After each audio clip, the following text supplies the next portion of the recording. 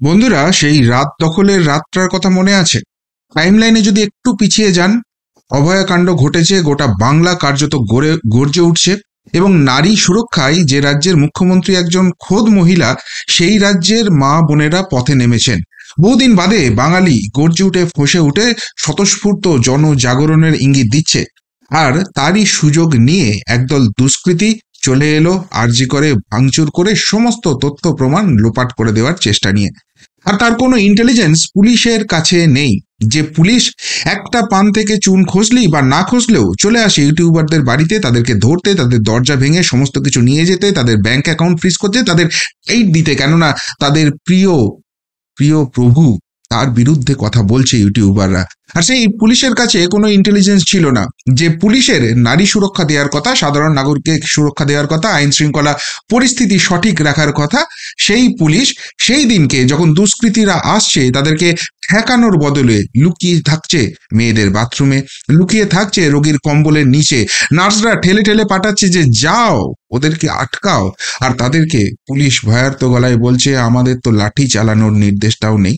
আর এই ঘটনা যখন সব মিডিয়ায় সামনে এলো, গোটা বাংলা রাত জাগছে। সেই সময় দেখা দিলেন দিদিমণির প্রিয় অ্যাংরি ইয়ং ম্যান, যার মেরুদণ্ডটাই নেই বলে জুনিয়র ডাক্তাররা মেরুদণ্ডটা উপহার দিয়েছিল। তিনি চিৎকার করে বলেছিলেন, I am angry, I am angry, I am angry. তো সেই অ্যাংরি ইয়ং ম্যান, তিনি পুরো ঘটনায় তথ্য প্রমাণ লোপাট করে একটা স্কেপ গোট খাড়া করার চেষ্টা করছেন। অন্তত কালকের ঘটনায় সেই ঘটনায় সামনে আসছে। আর তারপরে আজকে কলকাতা পুলিশ যে স্টেপ নিল ওই আরজিকর কাণ্ডের সোকল স্কেপগোট সঞ্জয় রায়কে নিয়ে, সেই জায়গা থেকে একটা কথাই বলা যেতে পারে যে দিদিমণির প্রিয় অ্যাংরি ইয়ং ম্যান, আর খেল কি খতম। এবার তিনি ভয়ঙ্করভাবে ফাঁসতে চলেছেন, এটা কলকাতা পুলিশও বুঝে গেছে। শুধু তালা থানার ওসি নয়, এর থেকেও অনেক বড় মাথা এতে যুক্ত রয়েছে, এবং প্রত্যেককে এক এক করে সিবিআই টেনে নামাবে। এবং সিবিআই শুধুমাত্র চার্জশিটে সঞ্জয় রায়ের নাম রেখেছিল বলে যারা আতঙ্কিত হয়েছিলেন, যারা ভাবছিলেন সেটিংটা বোধহয় হয়ে গেছে, আসলে সিবিআই সেটা মস্ত বড় চাল ছিল যে আদালতের সামনে সঞ্জয় রায়কে ভেঙে তার মুখ থেকেই আসল সত্যিটা, আসল প্রভাবশালীদের, আসল অপরাধীদের নামটা বার করে আনা। সেটা কি সাকসেসফুল হতে চলেছে? অন্তত প্রথম দিনের কাণ্ড, আরজিকর কাণ্ডের সেই ইঙ্গিতই দিচ্ছে। আপনারা জানেন যে গতকাল থেকে কিন্তু চার্জশিট জমা দেওয়ার পর চার্জ ফ্রেম হয়ে গেছে এবং অরিজিনাল বিচার প্রক্রিয়া শুরু হয়েছে। এবং সেই বিচার প্রক্রিয়া শুরু হওয়ার প্রথম দিনে সাক্ষী হিসেবে এসেছিলেন আমাদের অভয়ের বাবা। কিন্তু সেই সব খবর চাপা পড়ে গেছে সন্ধ্যের একটা ছোট্ট 30-40 সেকেন্ডের ভিডিও, যে ভিডিওতে দেখা যাচ্ছে যে চার্জশিটে যার নাম এক এবং একমাত্র ভাবে আছে সঞ্জয় রায়, সে চিৎকার করছে প্রিজন ভ্যানের ভেতর থেকে। হ্যাঁ, মনে পড়ছে সেই 3.5 বছরের জেল খাটা আসামির কথা, যে এখন যে কোনো বিষয়েই এসে শাসক দলকে ডিফেন্ড করতে চায়। তার কি পদ আছে, আপদে আছে না বিপদে আছে কেউ জানে না, মুখপাত্রের পদ থেকে সেন্সার হয়ে গেছে, কিন্তু তাও সমস্ত বিষয়ে তার জ্ঞান এবং সমস্ত বিষয়ে একদম শাসক দল ধোয়া তুলসী পাতা এই জায়গাটা এস্টাবলিশ করার চেষ্টা করে। সেই সেই মুখপাত্র 3.5 বছরের জেল খাটা আসামি, তাকেও তো এরকমই একটা পরিস্থিতির মধ্যে দিয়ে যেতে হয়েছিল। চিৎকার করে কথা বলার চেষ্টা করতেন, বলতেন সারদা কাণ্ডের মূল সুবিধাভাগী কে। আর সেই জায়গা থেকে পুলিশ দমাদম দমাদম প্রিজন ভ্যান চাপড়াতো যাতে তার কণ্ঠস্বর সংবাদ মাধ্যমের সামনে না পৌঁছয়। আর এবার সঞ্জয় রায়, যে সঞ্জয় রায়কে গ্রেপ্তার করার পর বুক ফুলিয়ে এই রাজ্যের কলকাতা পুলিশ বলে দিয়েছিল যে মূল অপরাধীকে আমরা গ্রেপ্তার করে দিয়েছি, আমরা কত এফিসিয়েন্ট দেখো, আমরা সমস্ত নিরপেক্ষভাবে করছি। এই রাজ্যের মুখ্যমন্ত্রী তথা স্বরাষ্ট্রমন্ত্রী মমতা বন্দ্যোপাধ্যায় বলে দিয়েছিলেন, হ্যাঁ, একমাত্র অপরাধীকে ধরে দেওয়া হয়েছে, 1 মাসের মধ্যে ফাঁসি দেওয়া হবে, ব্যাস। তালপাতার সেপাই বলেছিল এনকাউন্টার করে দেওয়া হবে। আর মিডিয়া একের পর এক খাওয়ানো গল্প ছেপে যাচ্ছিল। ভাবলেশহীন মুখে আছে সঞ্জয় রায়, সমস্ত দোষ স্বীকার করে নিয়েছে, তার ফাঁসি হলেও কিছু এসে যায় না এই কথা বলে দিয়েছে। সে মানসিকভাবে অসুস্থ, তাই সেই অসুস্থতার জায়গা থেকে এই কাণ্ড ঘটেছে। একের পর এক গল্প আমরা শুনছিলাম এবং তার সঙ্গে সঙ্গেই বলছিলাম যে দেখুন, গল্পটা খুব সহজ এবং সরল করে সামনে আসছে। এত কিছু উত্তাল পরিস্থিতি চলছে, অত্যন্ত প্রভাবশালী কাউকে বাঁচাতে হবে বা তাদেরকে বাঁচাতে হবে, সেই জন্য একটা স্কেপগোট আনার দরকার হয়েছে। এই সঞ্জয় রায় হচ্ছে সেই স্কেপগোট, তাকে সামনে রাখা হচ্ছে। মাস ছয়েক বাদে যখন সমস্ত কিছু থিতিয়ে যাবে, মানুষের রাগ কমে যাবে, এত বড় ঘটনা মানুষ ভুলে গিয়ে আবার স্বাভাবিক জীবনে ফেরত আসবে, তখন ব্যাকডোরে বিচার প্রক্রিয়া চলবে এবং সেখানে প্রমাণ করা হবে সঞ্জয় রায় মানসিকভাবে অসুস্থ এবং সেই জায়গা থেকে এই কাজটা করেছে, এবং হয়তোবা কিছুটা শাস্তি কিংবা বেকসুর খালাস পেয়ে ছাড়া পেয়ে যাবে। এইভাবেই অভয়ার বিচার গঙ্গার জলে ভেসে যাবে। তাই এই রাজ্য পুলিশের উপর, এই কলকাতা পুলিশের উপর, এই রাজ্য প্রশাসনের উপর আস্থা রাখা যায় না। আর সেই জন্যই সিবিআই তদন্তের ডাক দেওয়া হয়েছিল। সেই সিবিআই তদন্তের ফলে চার্জশিট জমা পড়েছে, চার্জ ফ্রেম হয়েছে এবং বিচার প্রক্রিয়া শুরু হয়েছে। যে বিচার প্রক্রিয়ায় যে চার্জশিটে, চার্জ ফ্রেমে দেখা গেছে একমাত্র সঞ্জয় রায় দোষী এবং সেখানে এভিডেন্স, তার বিরুদ্ধে ফিজিক্যাল এভিডেন্স পাওয়া গেছে।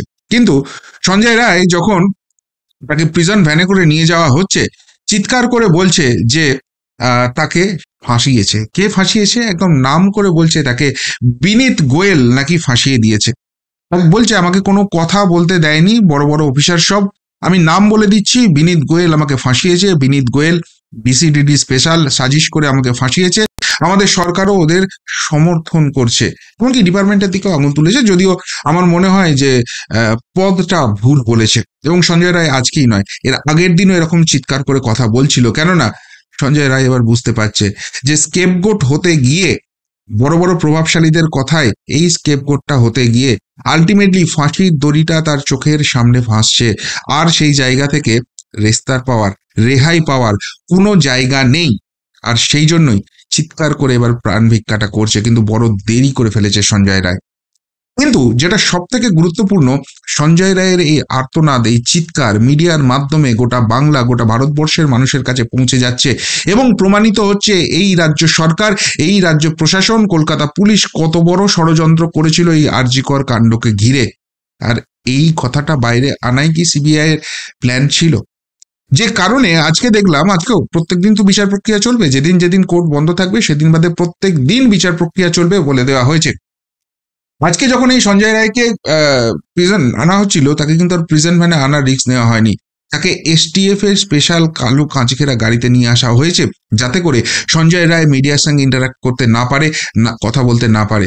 মানে ওই দামদাম দামদাম করে প্রিজন ভ্যান চাপড়িয়ে আর 3.5 বছরের জেল খাটা আসামির মতো এই কেসটা চাপা দেওয়া যাবে না। এটা কি কলকাতা পুলিশও বুঝে গেছে?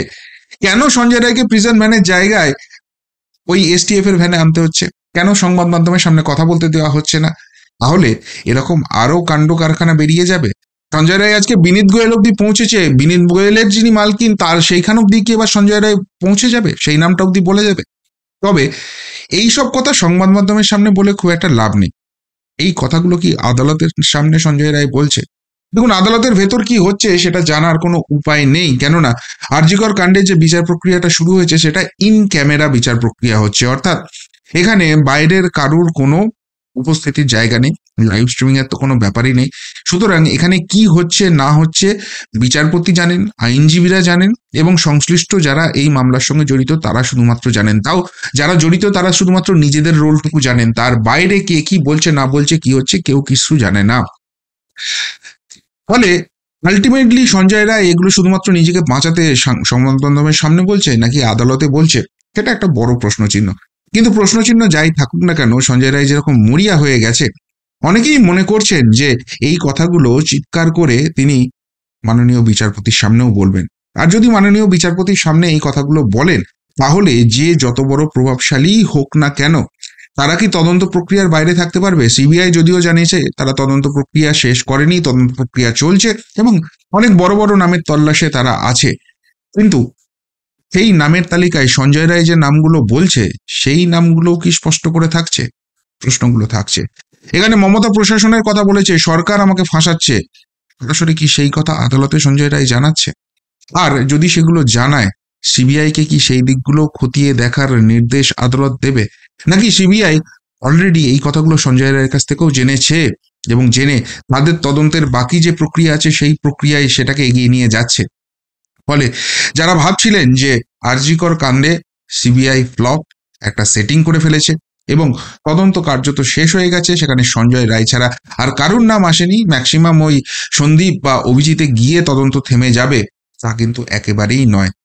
কালকের ঘটনায় সব থেকে বড় যদি টেক অ্যাওয়ে কিছু থাকে, এটা হচ্ছে সঞ্জয় রায়ের চিৎকার করে মমতা প্রশাসনের স্তম্ভ যারা অ্যাংরি ইয়ংম্যানের নাম প্রকাশ্যে বলে দেওয়া, এবং রাজ্য সরকারও যে ষড়যন্ত্র করে তাকে ফাঁসাবার চেষ্টা করছে। যতই ফাঁসির কথা বলুক, যতই অভয়ার জন্য বিল নিয়ে আসুক, যত যাই করুক, সেগুলো যে নাটক, সেগুলো অন্তত সঞ্জয় রায় বলছে, যাকে এই মুহূর্তে আরজিকর কাণ্ডের মূল অভিযুক্ত বলে বিচার প্রক্রিয়া চলছে। ফলে সব মিলিয়ে আরজিকর কাণ্ড এখানেই থেমে থাকার কোনো ইঙ্গিত দিচ্ছে না। সর্বোচ্চ স্তরের প্রভাবশালীরা এর সঙ্গে যুক্ত কিনা সেটা তদন্তের সামনে আসার দরকার আছে। এই কথাটা অন্তত সঞ্জয় রায়ের মুখ থেকে চলে আসছে, এবং মিডিয়ার সামনে যখন আসছে, আশা করা যায় নিশ্চিতভাবে সেটা আদালতের সামনেও আসছে। আর আদালতের সামনে যদি এরকম ভয়ঙ্কর তথ্য আসে, সিবিআই এর সামনেও সেটা আসছে, এবং সেই তদন্ত কিন্তু হচ্ছে। ফলে অ্যাংরি ইয়ং ম্যান এবং তাদের প্রভুদের দিনটা কিন্তু মোটেই ভালো গেল না। ছটফটানিটা অনেক বাড়িয়ে দিল এই স্কেপগোট সঞ্জয় রায়। কি বলবেন সঞ্জয় রায়ের এই চিৎকার নিয়ে, এবং সেই চিৎকার থামাতে আজকে প্রিজন ভ্যান থেকে একবারে এসটিএফ এর স্পেশাল ভ্যানের এই উত্তরণ নিয়ে?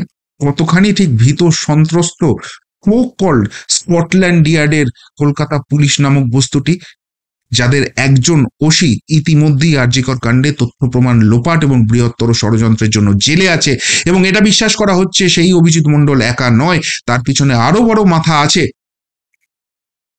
কি বলবেন তাদের নিয়ে? কিছু বলার যদি থাকে এই নিয়ে অবশ্যই কমেন্ট বক্সে কমেন্ট করে জানাবেন। এমনকার মতো এখানেই শেষ করলাম, ফেরত আসছি নতুন প্রতিবেদন নিয়ে খুব তাড়াতাড়ি। ভালো থাকবেন, সাথে থাকবেন, পাশে থাকবেন। নমস্কার।